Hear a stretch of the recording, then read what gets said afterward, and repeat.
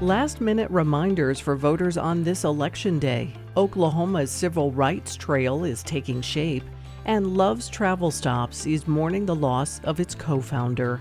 This is the KGOU PM News Brief for Tuesday, November 5th. I'm Deborah Ashar.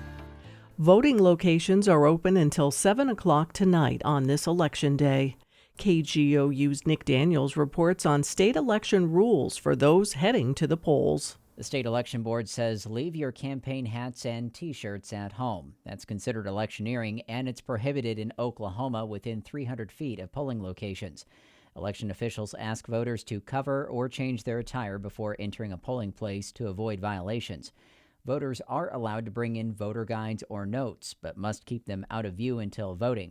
Taking selfies with your filled-out ballot is common on social media. Officials say you can take pictures with your ballot, but you can't post or share them until after you've left the polling place. Finally, only those voting are allowed inside the polling place. Exceptions include those helping people with special needs vote, and parents are allowed to keep their children with them. I'm McDaniels. More Oklahomans than ever were registered to vote in time for today's election. State Capitol reporter Lionel Ramos breaks down the latest registration numbers from the State Election Board. There are 2.4 million Oklahomans registered to vote as of November 1st. That's up by about 141,000 voters since January and 29,000 since the end of September. Just over half of all registered voters in Oklahoma are Republicans.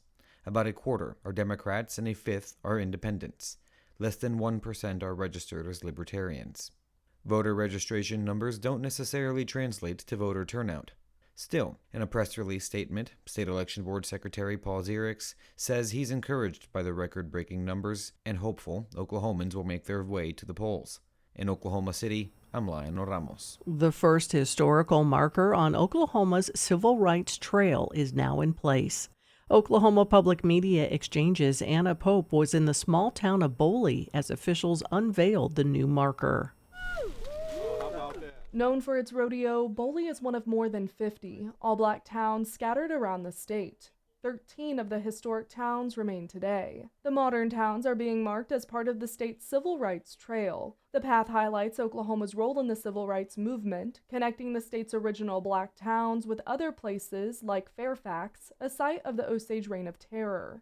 Boley historian Henrietta Hicks spoke at the marker's unveiling. We're so delighted that you have chosen this spot, this town, to make this first unveiling. Boley is the crown jewel, and don't you forget it, of the black towns. Officials say the trail showcases locations for visitors, which should increase tourism and tourism dollars for the areas. In Boley, I'm Anna Pope. A philanthropist and co-founder of Love's Travel Stops has died.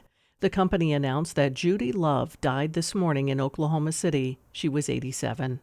Love and her husband founded Love's Travel Stops in 1964 and grew the business over the years to include stores in 42 states.